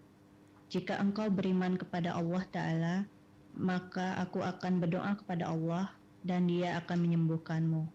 Kemudian dia beriman kepada Allah Ta'ala dan Allah pun menyembuhkan matanya. Subhanallah. Dakwah tauhid. Ini yang pertama dimulai. Lewat jalan pengobatan. Jadi kalau kita lihat sekarang nih jamaah, maraknya ruqyah ya. Seorang meruqyah, ngobatin orang. Nggak ada masalah orang mau ngobatin orang dengan ruqyah ya. Orang datang minta diobatin. Tapi tolong pesan tauhid ini disampaikan kepada mereka. Bahwasanya seorang itu hendaklah mentauhidkan Allah Jalla Jalla, beriman kepadanya. Yang menyembuhkan itu Allah.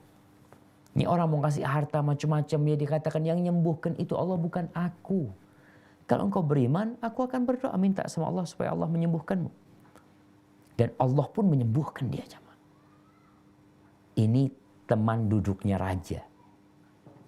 Mau tidak mau perkaranya, perkara anak muda ini ujiannya pelan-pelan. Silakan dilanjutkan.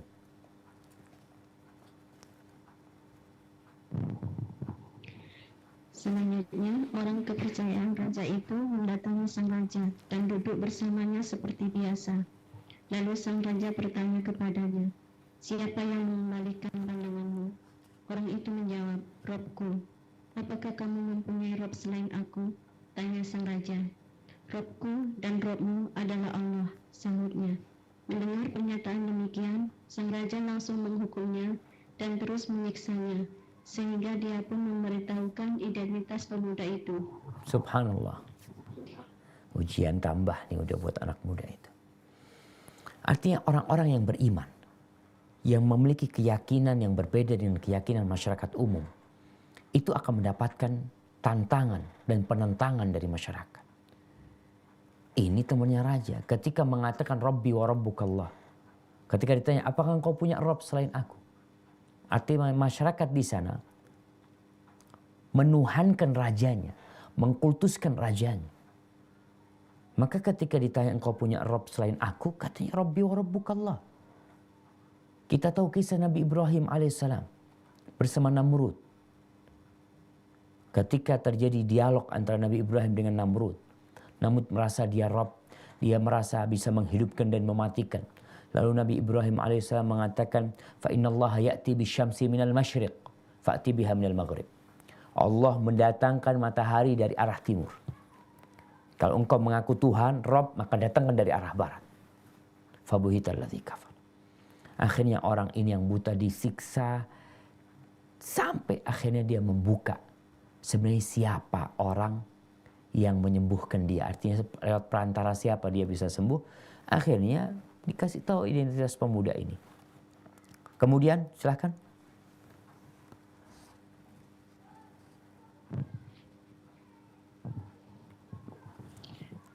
Kemudian sang raja meminta agar pemuda itu didatangkan. Setelah menghadap, sang raja berkata kepadanya, "Hai anakku, sihirmu luar biasa hebat, sampai-sampai dapat menyembuhkan kebutaan dan penyakit kusta. Aku dengar kamu juga telah melakukan ini dan itu." Maka pemuda itu menegaskan, "Sungguh aku tidak dapat menyembuhkan seseorang. Sebenarnya yang menyembuhkan adalah Allah Ta'ala." Karena pernyataan demikian, pemuda itu pun dihukum dan terus disiksa, hingga dia memberitahukan identitas si pendeta. Subhanallah. Dengan tegas pemuda ini mengatakan jamaah, bahwasanya aku tidak melakukan apa-apa. Biasanya nih, ini buat teman-teman, kadang-kala ada orang yang dikasih kelebihan sama Allah Jalla Jalaluhu ya. Dia bisa menyelesaikan masalah, mungkin dia ahli ruqyah, atau dia dokter yang orang-orang banyak berobat sama dia sehingga muncul ucapan-ucapan, kalau dokter ini sudah sembuh, sudah ini dokter paling top di sini. Karena kalau muncul kesombongan di dirinya. Maka tolong orang yang seperti ini berusaha untuk ingat bahwa dia bukan siapa-siapa dan dia nggak punya apa-apa. Yang melakukan semua itu Allah Jalla Jalaluhu. Pemuda ini akhirnya disiksa. Karena tidak tahan dengan siksaan itu, dia kasih tahu siapa sebenarnya. Dia belajar dari siapa. Bukankah dia belajar ke penyihir? Ternyata dia belajar ke tempat yang lainnya, yaitu ke pendeta. Dibukalah identitas pendeta ini. Lantas apa yang terjadi? Silahkan.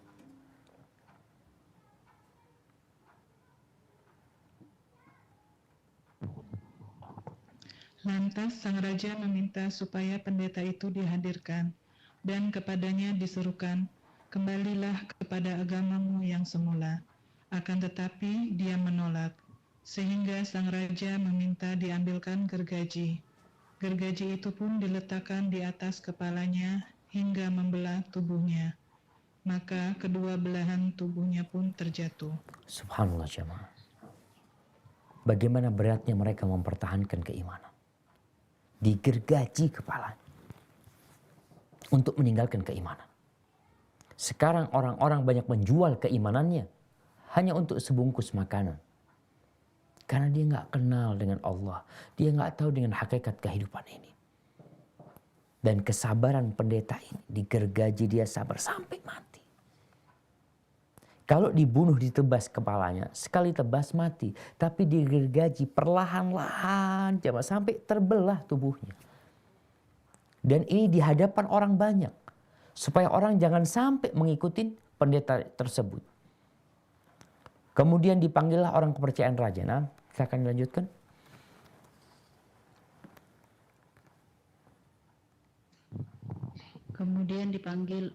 Kemudian dipanggillah orang kepercayaan tadi dan diserukan kepadanya, "Kembalilah kepada agamamu yang semula."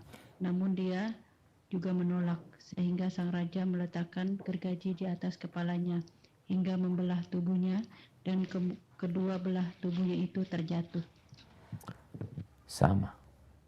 Dan tapi keimanannya. Itu orang temannya raja kan baru beriman. Tapi ternyata keimanan dia telah merasuk ke dalam jiwanya. Sehingga dia disiksa pun dia nerima. Sampai mati. Demi mempertahankan agamanya. Allah mengatakan wala tamutunna illa wa antum muslimun. Wallahi jamaah, kita nggak tahu kalau kita mendapatkan musibah seperti itu. Dihadapi dengan permasalahan antara iman kita dengan kekufuran. Dibunuh atau kembali kepada kekufuran. Nggak ada pilihan lainnya. Baik, dilanjutkan. Selanjutnya, sang raja meminta agar pemuda itu dihadapkan kepadanya dan diserukan kepadanya, "Kembalilah kepada agamamu yang semula." Namun dia tetap menolak, meskipun telah diancam akan dibunuh seperti 2 orang sebelumnya. Maka sang raja menyerahkan pemuda itu kepada beberapa pengikutnya, seraya memerintahkan mereka, "Pergi dan bawalah dia ke gunung ini dan itu. Bawalah dia naik ke atas gunung tersebut. Lantas, jika kalian telah sampai di puncaknya dan dia memutuskan untuk kembali kepada agamanya yang semula, maka tidak ada lagi masalah. Tetapi jika tidak demikian, maka lemparkanlah dia." Nah, lanjut. Maka segera membawa pemuda itu naik ke gunung. Sedangkan pemuda itu berdoa, "Ya Allah, lindungilah diriku dari kejahatan mereka sesuai dengan kehendak-Mu." Maka gunung itu pun goncang sehingga mereka berjatuhan darinya. Nah, kemudian Lalu pemuda itu datang kembali menemui sang raja dengan berjalan kaki. Sang raja pun bertanya kepadanya, "Apa yang terjadi dengan pasukan yang membawamu?" Pemuda itu menjawab, "Allah Ta'ala telah menghindarkan aku dari kejahatan mereka." subhanallah nih jamaah. Jadi ketika seorang hamba berserah diri sama Allah, dia tahu Allah itu yang menjaga. Allah ala kulli syai'in qadir. Maka pemuda ini berdoa kepada Allah. Dia mengatakan, "Allahumma kfinihim bima syi'ta." Ya Allah, selamatkan aku dari mereka, terserah dengan apa yang kau kehendaki ya Allah. Akhirnya ternyata selamat. Kita terkadang manusia ini memiliki perhitungan manusia. Sehingga ya lupa sama kebesaran Allah, lupa dengan kekuatan Allah Jalla Jalaluh. Baik, dilanjutkan.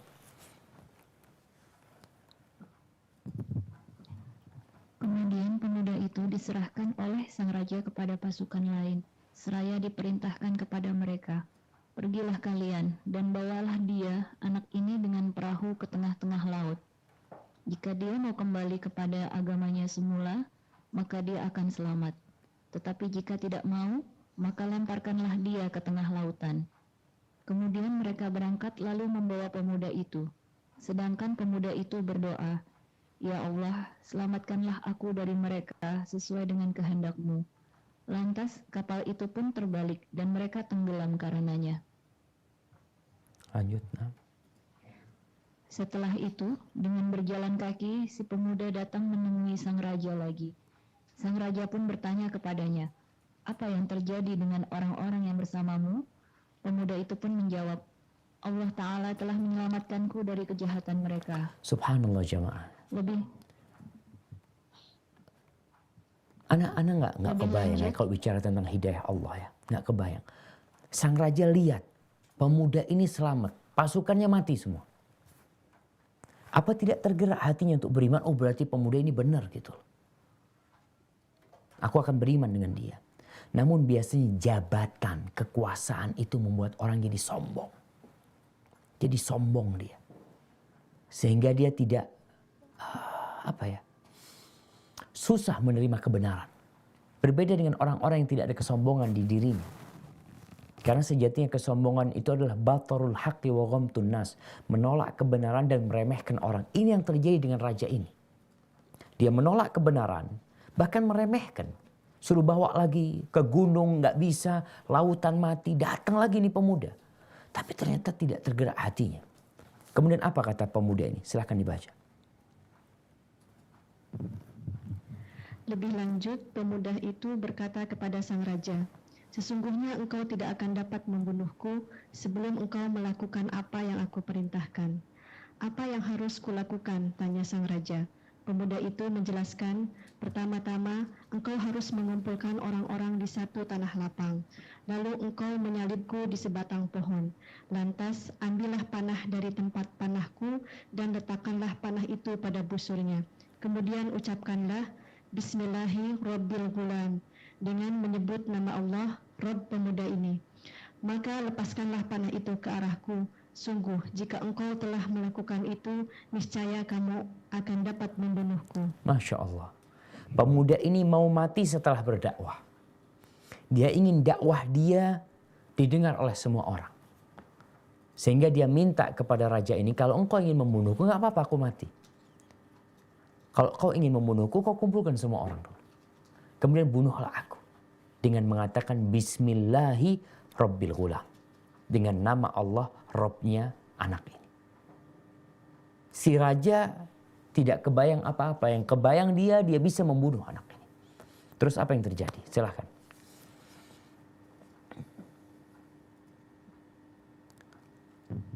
Nah. Maka sang raja pun mengumpulkan orang-orang di satu tanah lapang. Lantas dia menyalibnya di atas batang pohon. Lalu dia mengambil satu panah dari tempat panah pemuda itu. Dan selanjutnya dia meletakkan panah itu pada busurnya. Dan kemudian dia mengucapkan Bismillahirrahmanirrahim dengan menyebut nama Allah Rabb pemuda ini. Hingga dia melepaskan panah tersebut dan mengenai pelipisnya. Lalu pemuda itu meletakkan tangan di pelipisnya dan meninggal dunia seketika. Masya Allah. Sesuai dengan yang diminta. Dan pemuda ini meninggal dunia. Raja melakukan semua, artinya rencana pemuda ini terlaksana. Tinggal keinginan pemuda ini. Apakah terlaksana? Matinya dia selesai. Yang diinginkan raja, matinya anak muda ini, mati anak muda itu. Tapi ada sesuatu yang diinginkan pemuda ini. Dan itu yang tidak dalam pikiran sang raja. Nah, silakan. Pada saat itulah orang-orang pun berseru, kami beriman kepada Rob pemuda ini. Lalu seseorang menemui sang raja dan melapor kepadanya, tahukah engkau mengenai apa yang kau khawatirkan selama ini? Demi Allah, kekhawatiran engkau itu sekarang telah menjadi kenyataan. Orang-orang telah benar-benar beriman kepada Rabb Ta'ala. Subhanallah. Raja membunuh pendeta tersebut karena takut pendeta ini akan merusak rakyatnya. Beriman kepada Allah Jalla Jalaluh. Kemudian dibunuh. Dibunuhnya teman duduknya raja. Agar orang-orang tidak ada yang ingin masuk Islam. Takut mereka. Dibunuhnya pemuda ini dengan harapan selesai. Masalah dengan dibunuh selesai sudah urusannya. Tapi ternyata yang ditakutkan raja malah itu yang terjadi. Dengan dibunuhnya pemuda ini, tatkala raja mengatakan Bismillahirrahmanirrahim, maka orang-orang jadi beriman semuanya. Nah, silakan dilanjutkan. Maka sang raja memerintahkan orang-orangnya untuk membuat parit yang besar di mulut gang atau jalan dan menyuruh supaya dinyalakan api di dalamnya. Sang raja pun berseru, siapa saja yang tidak mau kembali kepada agamanya semula, maka lemparkanlah dia ke parit itu, atau akan diserukan kepadanya, ceburkanlah dirimu. Orang-orang lantas menceburkan diri ke dalamnya, hingga datanglah seorang wanita bersama bayinya. Wanita itu pun berhenti dan merasa takut terperosok ke dalamnya. Tetapi bayinya berkata kepadanya, wahai ibuku, bersabarlah. Sesungguhnya engkau berada dalam kebenaran. Hadis riwayat Muslim. Subhanallah jemaah. Ini ceritakan kisah Ashabul Ukhdud ya. Mereka kisah Ashabul Ukhdud yang kejadian yang disebutkan di Yaman ya. Kejadian itu terjadi di Yaman sebelum datangnya Rasul sallallahu alaihi wasallam. Tapi kita lihat bagaimana kesabaran mereka menegakkan agama Allah. Mereka akhirnya dibakar di sana. Bahkan seorang ibu bersama bayinya pun dibakar di sana. Tapi mereka tetap di atas keimanan. Jamaah, menegakkan agama Allah ini memerlukan kesabaran. Barakallahu fiik. Ana rasa itu mungkin yang bisa kita kaji pada kesempatan kali ini. Kita masuk ke sesi tanya jawab. Mungkin ada pertanyaan. Silahkan. Insya Allah mungkin 3 pertanyaan dari Muskat, lalu 3 pertanyaan dari Pak Mubul ya Ustadz ya. Siap. Kita mulai dari Muskat dulu. Kalau enggak, ya. Bentar ya, aku dulu ya, boleh. Assalamualaikum warahmatullahi wabarakatuh. Waalaikumsalam warahmatullahi wabarakatuh. Ustadz mau bertanya tentang bolehkah perempuan mengantarkan jenazah atau ikut mengantarkan jenazah ke pemakaman? Jazakallahu khair, barakallahu fiik Ustaz. Barakallahu fiik. Subhanallah ya. Ia berkaitan dengan mengantarkan jenazah ke kuburan. Yang kita lihat banyak terjadi di beberapa tempat. Yang sebenarnya kalau anda lihat di negeri-negeri kafir itu biasa. Mereka datang mengantarkan jenazah ke kuburan ya. Mereka pakai baju hitam-hitam, mereka kadang-kala pakai penutup wajah ya, pakai topi, pakai penutup wajah ke kuburan. Rasulullah Sallallahu Alaihi Wasallam pernah pulang dari kuburan Baqi melihat ada perempuan-perempuan di pinggir jalan. Lalu Nabi bertanya kepada mereka, apakah kalian ikut memandikan jenazah? Enggak. Kalian ikut mengangkat jenazah? Tidak. Kalian ikut menguburkan jenazah? Tidak. Lalu Nabi SAW mengatakan kalian pulang bawa dosa. Artinya tujuan orang mengantarkan jenazah itu adalah mengangkatnya. Wanita tidak ikut mengangkatnya. Tujuan orang datang ke kuburan itu dalam pemakaman adalah ikut membantu pemakaman tersebut. Wanita juga tidak ikut. Makanya tidak diperintahkan wanita untuk ke kuburan. Gak boleh para wanita ke kuburan. Ketika mengantarkan jenazah. Sudah selesai di rumah silahkan.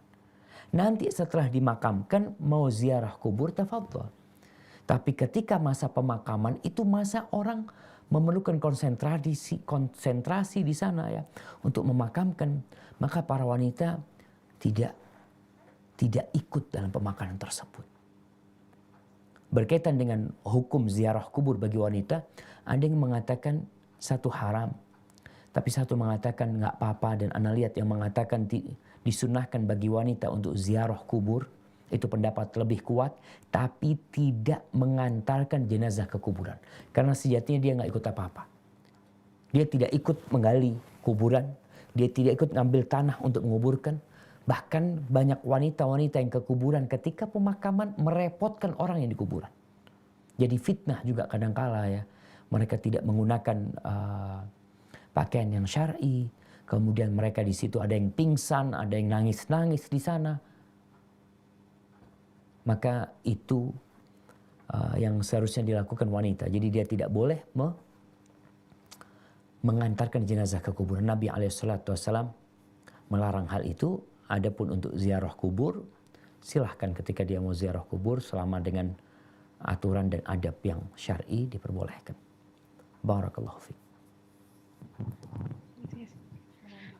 Itu sampai tahapan haram atau makruh? Ya, memang sebagian ulama ya yang anak ketahuin pendapat ada yang mengatakan haram, ada yang satu mengatakan makruh. Tapi pendapat yang nggak ada yang mengatakan boleh. Yang anak ketahuin ada dua pendapat, satu mengatakan haram dan ini pendapat lebih kuat, yang satu mengatakan makruh. Tapi berarti dua-duanya tidak boleh. Baik itu yang mengatakan haram atau yang mengatakan makruh. Dan tidak ada anjuran buat wanita untuk ke sana. Itu yang ana fahami dari pendapat para ulama. Wallahu a'lam bishawab. Iya, satu lagi Ustadz mungkin. Ini pertanyaannya mungkin bukan dari bab sabar, mungkin lebih dari ke bab niat Ustadz. Jadi pertanyaan begini. Ada orang tua meninggal dunia.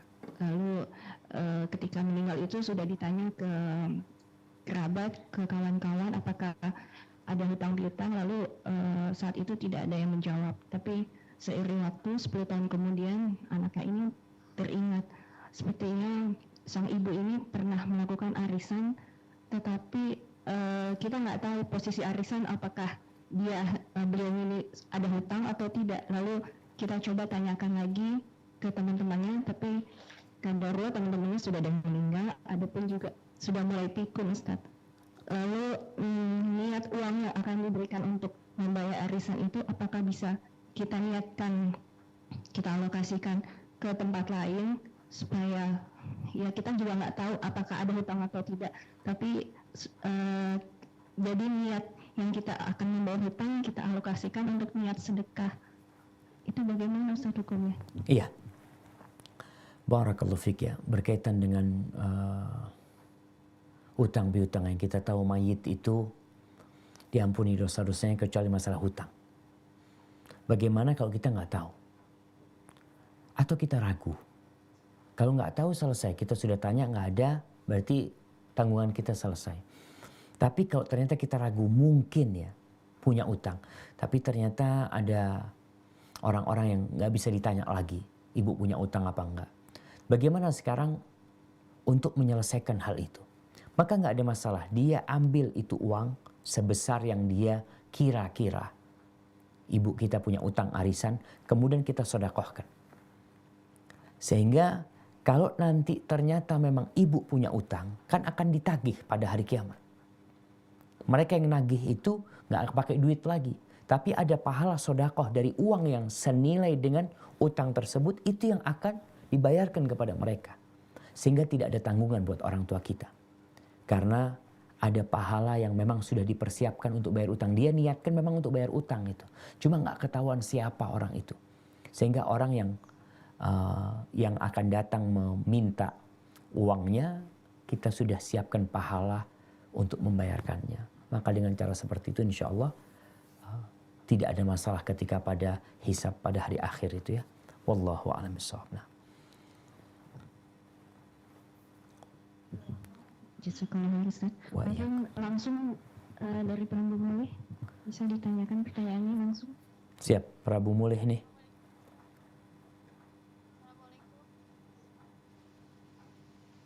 Assalamualaikum Ustaz.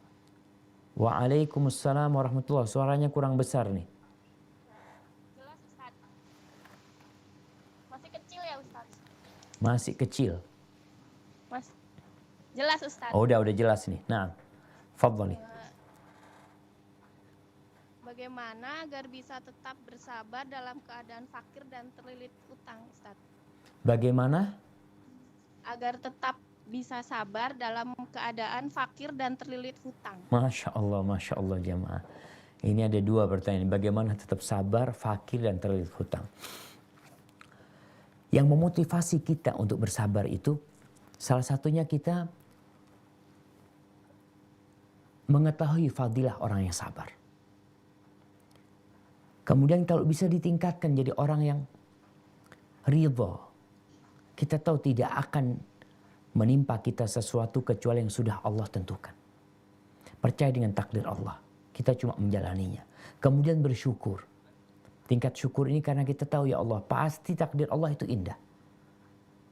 Kemudian lihatlah kepada yang di bawah kita. Kita kalau melihat kepada yang di atas kita, orang miskin kalau melihat kepada yang di atas nggak ada syukurnya. Dan nggak bisa sabar. Nggak bisa bersyukur dan tidak akan bisa bersabar.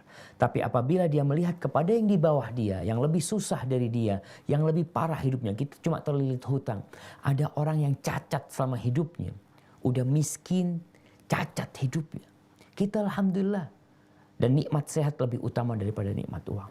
Berkaitan dengan terlilit hutang, di sini orang yang berhutang adalah niat untuk membayarnya. Dan dia terus berdoa. Sehingga ada satu ibadah yang terus diamalkan. Allahumma kfini bihalalika an haramik. Wa aghnini bifadlika amman siwak. Terus dia baca itu. Sehingga orang ini benar-benar menjadi orang yang bersabar, bersyukur, dan beribadah kepada Allah Jalla Jalaluhu. Barakallahu fiik ya. Sambil dibaca tentang kisah orang-orang yang sabar ya. Nabi SAW hidup susah, kadang-kadang nggak makan. Beliau juga meninggal dunia pun Sallallahu Alaihi Wasallam dalam kondisi baju besinya digadaikan untuk makan beliau Sallallahu Alaihi Wasallam. Barakallahu fiik. Nah,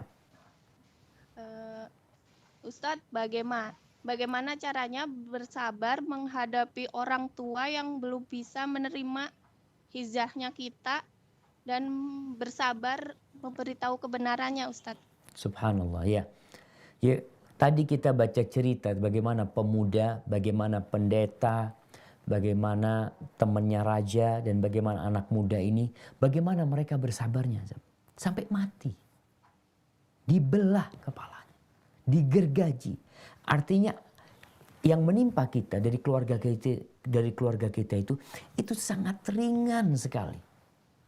Mungkin hanya omelan belaka, hanya cacian.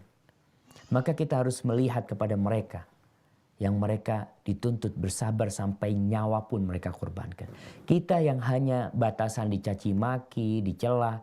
Tadi udah kita sampaikan hadis bahwasanya Uma utiya ahad khairan wa ausa' minas sabar. Orang tuh tidak dikasih satu karunia yang lebih utama daripada kesabaran itu sendiri. Maka cara bersabarnya ini orang tua kita belum ngerti. Alhamdulillah anak tidak seperti para sahabat di masa Nabi, tidak seperti Bilal bin Rabah, tidak seperti Ashabul Ukhdud, bagaimana seorang wanita bersama anaknya akhirnya dibakar di dalam api. Maka sabarlah kita. Kemudian bagaimana memberitahu orang tua? Ya dengan etika, dengan penuh kasih sayang, ya, dengan doa-doa kita yang kita panjatkan, tunjukkan perilaku kita yang baik. Tidak mengguruin orang tua, bahasanya bahasa seorang anak yang memang mengagungkan orang tuanya. Mudah-mudahan dengan cara seperti itu Allah jaga. Barakallahu fiik. Baik, yang terakhir. Afwan Ustadz, di luar tema satu. Siap. Minta tolong dijelaskan tentang boleh tidaknya doa bersama, Ustadz. Iya, berkaitan dengan doa bersama. Di waktu-waktu tertentu ada doa bersama. Rasul SAW ketika Jumat doa bersama. Ketika beliau sholat istisqa doa bersama. Jadi di mana Nabi SAW di waktu-waktu Nabi berdoa bersama, kita berdoa bersama. Tapi di waktu-waktu Nabi SAW tidak berdoa bersama, ya kita tidak berdoa bersama. Jadi intinya seorang itu dituntut untuk berdoa masing-masing. Doa bersama diperbolehkan dalam waktu-waktu tertentu yang memang Nabi SAW mengamalkannya. Jadi apabila kita hendak mengamalkan, maka kita bertanya, Nabi SAW pada momen tertentu ini, Nabi ngamalkan enggak? Ketika Nabi tidak mengamalkan, ya tugas kita adalah mencontoh Rasulullah Sallallahu Alaihi Wasallam. InsyaAllah kita lanjutkan pada pertemuan yang akan datang. Semoga Allah memberikan kepada kita ilmu yang bermanfaat ya.